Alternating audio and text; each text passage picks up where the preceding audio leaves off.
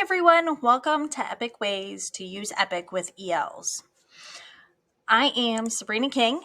I have taught 2nd, 4th, and 5th grade. I currently am our corporation EL teacher of record for grades K through 12 at Delphi Community School Corporation. I've personally used Epic in my classroom for about the last 5 years, and there are tons of books, thousands of books that are high interest and really at every grade level for students to access. There are different genres that are appropriate for all grades, and they are high interest books to students. There are also different languages available on Epic. These books can be read independently by the students. The students can listen to audiobooks. They have videos to watch, and there are books that are read to me where the student can follow along as Epic reads the book to them. In order to get started on Epic, you're going to click on getepic.com/educators, and it's going to take you to the website for Epic. You will click the Join Epic School button in the center of the page, and then you'll enter your information to create your teacher account. After you create your teacher account, when you log in, you're going to see a page that looks something like this. At the top right, you will be able to add your students to your classroom. If you teach multiple class periods and you want each class period to have a different Epic classroom, then you can definitely do that when you create your roster for your students. So then you can add students to Epic by clicking My Students, Roster, Add Students. You can select the grade level that you teach from pre-K all the way to 7+. And then you can either manually input all of your students, or if you are a Google Classroom, then you can import them from Google Classroom that you have created already. Once your students are entered into your classroom, they will need to be given your class code in order to join Epic. So that class code is right here on your teacher dashboard. And if you click the login instructions, it will give you the way to log in on laptops or Chromebooks, or you can switch for Apple or Android products. You will then have the students follow these directions in order to join your classroom using your specific class code. After they have joined, they can explore Epic completely on their own, or you can assign them books. So if they're exploring Epic on their own, one way is during independent reading time. Independent reading time, we always want our students to choose books that are at their level or books that they can read and listen to. So Epic has all these different audiobooks for students to listen to and read during that independent reading time. They're at their level. Students get a choice in what they are reading during that time, and they can even choose books that are in their language if they are Spanish, French, or Chinese students. They can choose to listen to. So if you want students to choose books that they will be able to listen to, then they might need to click this Read to Me or Audiobooks. Any Read to Me book is going to have this green tab at the bottom, and it'll read the book out loud to them along with showing them highlighting the words as it's reading it to them so they can follow along easily. Another way to use Epic within a reading classroom is to practice skills during that time. They can read guided reading leveled books.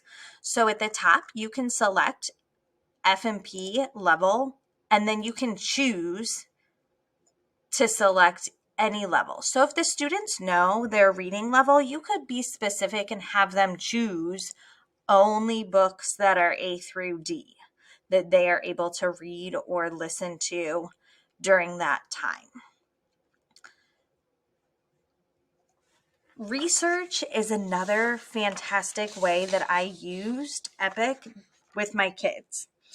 A lot of nonfiction books, however, will have words that students might not know how to read during their research time. So Epic makes it easy for students to understand what they're reading because it's either at their grade level or appropriate and able to be read to them. So if students choose to research on sharks, they can read this book, and if they get to a word that they don't understand, then it might tell them what that word is. So if I see this word glides and I click on it, it's going to pop up with this cool little pronunciation and definition guide for the students to see as they're reading that book. And then they can click right off of it and continue reading that story.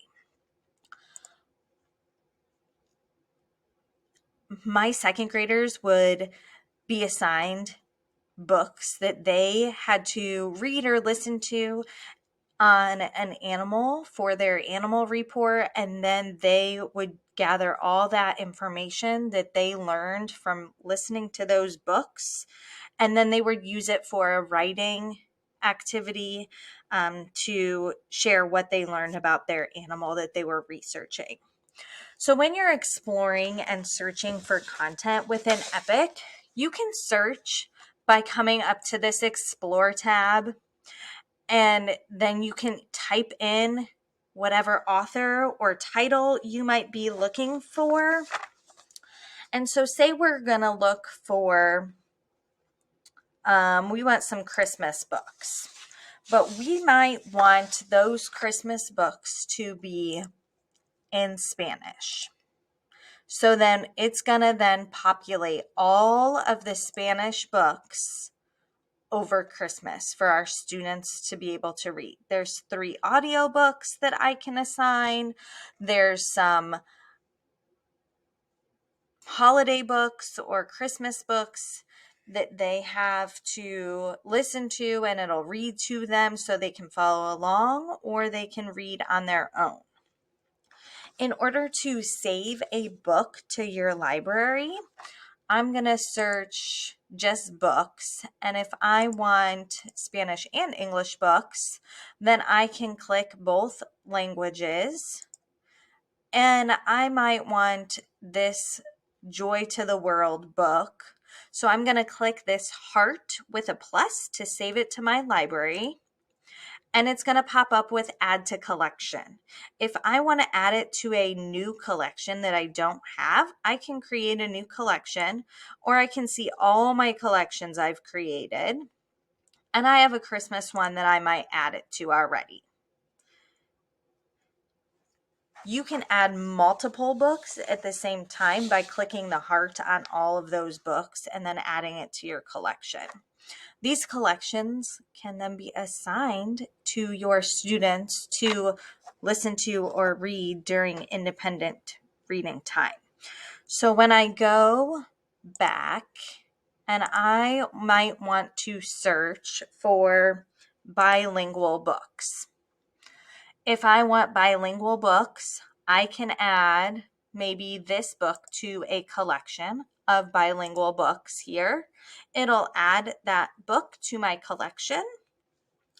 If I want to assign this collection to students, then I'm going to click Assign to Students here, or I can come up here to my students and go to Assignments.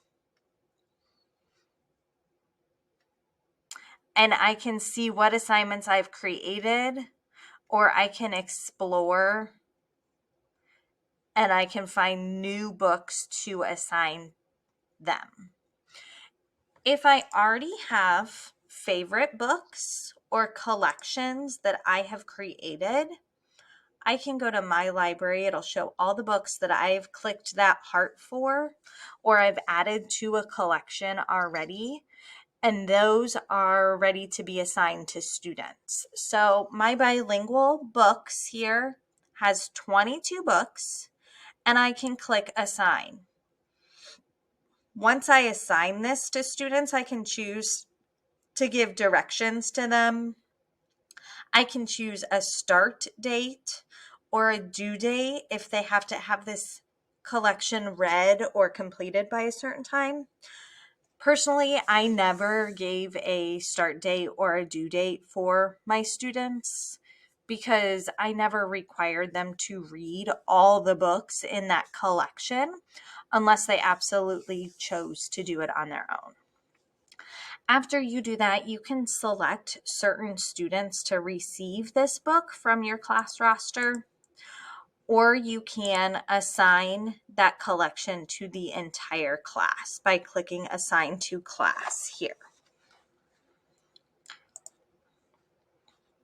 The cool thing about this is when you go through and you make those collections, or if you search, if I go back here and I explore and say I want to search for ESL books. So I have ESL books here already because I've searched for them in the past. If I find a book that is good or bilingual like this one, I could click on it. I could look through it and see some books have a quiz. It'll tell you when you open that book. So at the end of this book, it already has a quiz that this person has created that the students can do at the end of reading. So this book gives them all this different language that's bilingual, great EL resource for the students to read or listen to during their independent reading time. When they get to the end of this book, it's going to give them that quiz. You can assign the quiz to them or you cannot. They can do it on their own. They can click finish book. Once they read the whole thing, it's going to say finish book. Or they can go to the quiz and start the quiz. The downfall of the quiz is it is not read to the students.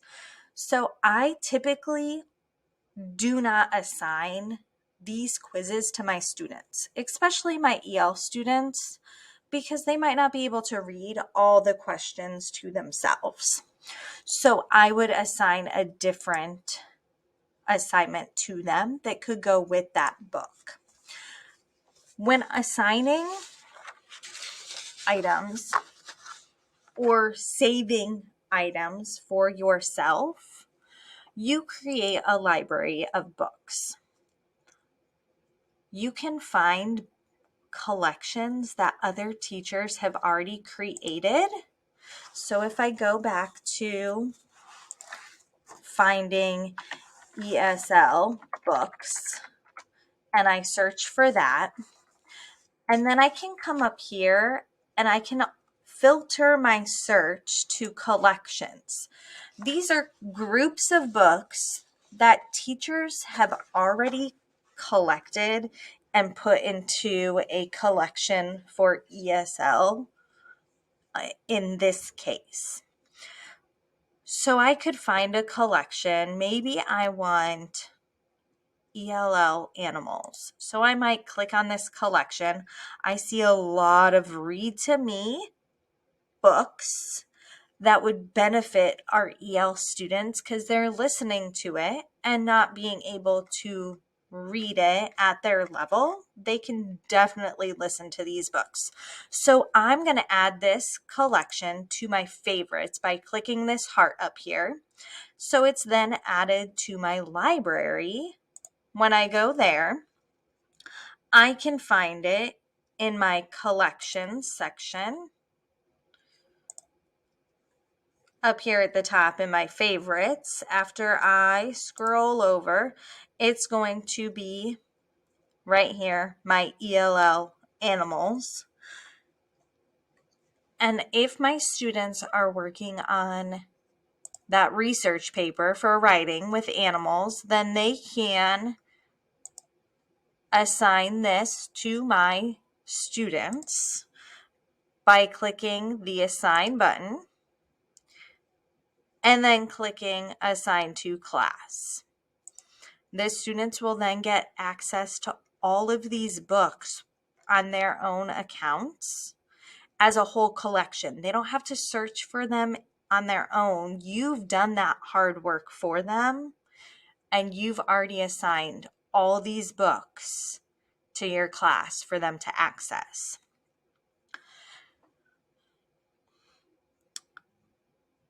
Another option is when you go to Explore, you can also share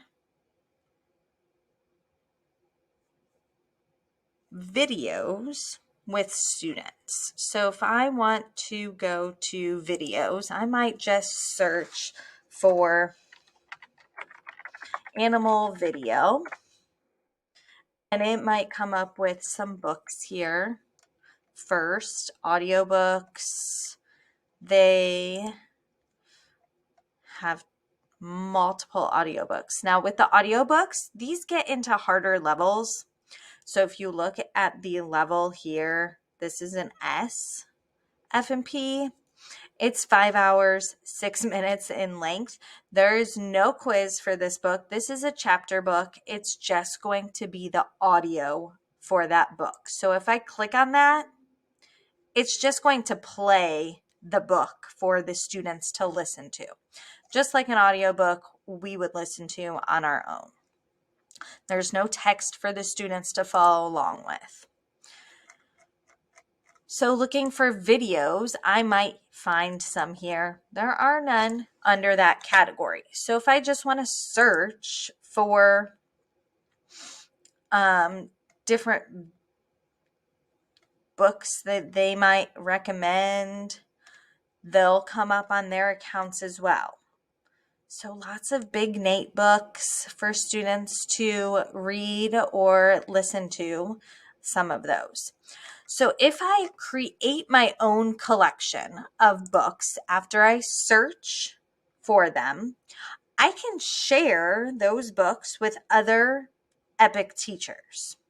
So I can share with an EPIC teacher, I can share via email, or I can copy the link and send it in an email to another teacher to be able to access that collection as well. When students log into their account, we're going to take a peek at what they see when they log in. So we're going to go to students and we're going to go over here to my code. The students will see this screen when they first log in. They'll then click on their own name. We're going to pretend we're Allison today. And so it would show you their account. At the top of their account, they will have this mailbox here. It's going to show them all of those assignments that you as the teacher have created and sent to them. So she has different books that have been shared with her that are available for her to access. So once she opens this, she's going to be able to choose whatever books in this collection she wants to listen to and follow along and read. So let's pick one, and I'll show you the Read to Me quick feature for a moment. Lions. So it's going to click Lion, and it's going to be able to follow along as she's reading this one. Wild. It's going to explain what that word means. she can go back to that book at any point and it will continue. She can access it as many times as she wants. If she wants to do that quiz at the end, it's available for her to use as well. If she needs to go back to her mailbox, she just clicks that little bell at the top and she goes back. As a teacher, I typically don't assign the quizzes like I had said before. I will give my students a Post-it note at the end after they read the book that they choose on the topic. So say we're talking about beginning, middle, and end in our reading class. I may assign different books to the students within a collection that all are great resources for beginning, middle, and end. They may be able to choose whichever book in that collection they would like to read or listen to. And then afterwards, I might ask them, tell me what happened at the end of the story. And they respond to that on a Post-it note by telling me what book they read and by what happened at the end of the story. They might show me on that Post-it note the ending to the story. Or I may ask them, what was the problem and the solution of this story? They can respond on a Post-it note as well for that.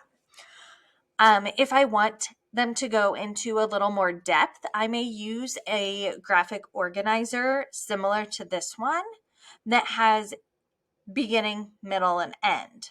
They can tell me the title of the story that they chose on Epic, and then it has in the beginning, and they can write a brief sentence or two about what happened in the beginning of the story, then in the middle of the story, and then at the end of the story.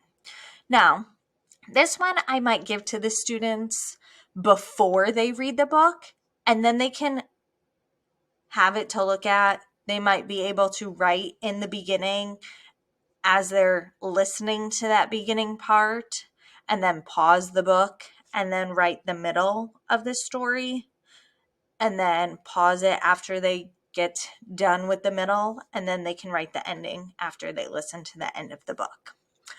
Another fantastic resource that's available for students is Flipgrid. This doesn't have anything to do with Epic. It's a completely different site. But after the students listen to books or read the books on their own on Epic, I'll use Flipgrid and assign them a question, and they have to create a video speaking to respond to that answer. This is a great way for our ELs to practice speaking into a microphone or a camera with using their device to create a video on Flipgrid to share with me and the other students in the class. This is also able or to allow the students access to great peer examples because they have access to their classmates' answers to their questions as well. So they can see how their peers are responding to the same question and model their answer off of what their peers share with them as well. I mentioned about the bilingual books on Epic. I'm going to go back and show you on there one more place. When you go to explore, you can type in bilingual and it'll pull all of those bilingual books that are available to our students. So these books are great resources because it is a Spanish edition here. So it's going to give you a picture of the object. It's going to tell me the word in Spanish only on this one. It does not give me the English term in this one, But if I go to a different book, this one just told me that it was cumpleaños, so it's only the Spanish version. If I go over here to animals, baby animals, it's going to give me a bilingual edition here, and it's going to give me the English and the Spanish word for that picture. So it gives me a picture of the animal, it gives me it in Spanish, and it's going to give it to me in English down here at the bottom. Okay. The cat. It'll give me the definition of that word. It'll read it to the students so they can listen to that language. These are great for your newcomers and level 1 students when they are first arriving. They also have bilingual videos that they can watch, and it'll use English and Spanish in that video.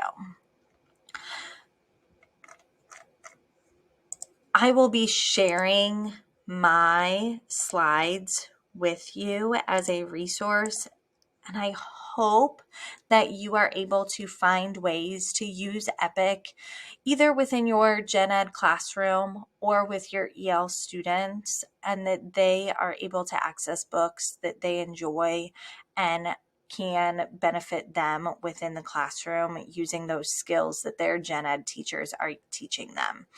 If you have questions, feel free to email me. My email is in the slides. I'm happy to help and share any of these extra resources or examples that I have with what I have done with EPIC within the classroom.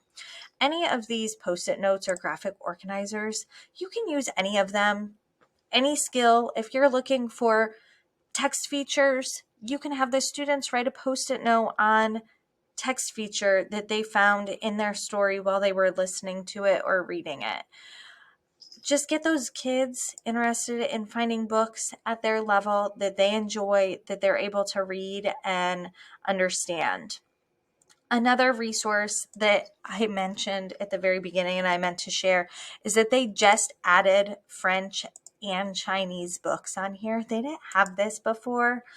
So if you have students that speak French or that are Chinese, there are books on here for them as well. And they can read those, they can listen to them. So if you just need a language book, a Chinese or French book, you can search specifically for those within this Explore tab as well. So those are available. I forgot to mention that before. I'm so sorry. Like I said before, thank you. I appreciate you joining me. I wish we could have joined virtually and seen each other, but I hope that this helps get you started with EPIC and working with your ELs, getting them access to thousands of books at their level with high interest that they can listen to, read, and some videos that they can watch as well. And you can incorporate some of those skills that help their gen ed teacher, and you can use this as a resource. If you have questions, I look forward to hearing from you. Thank you.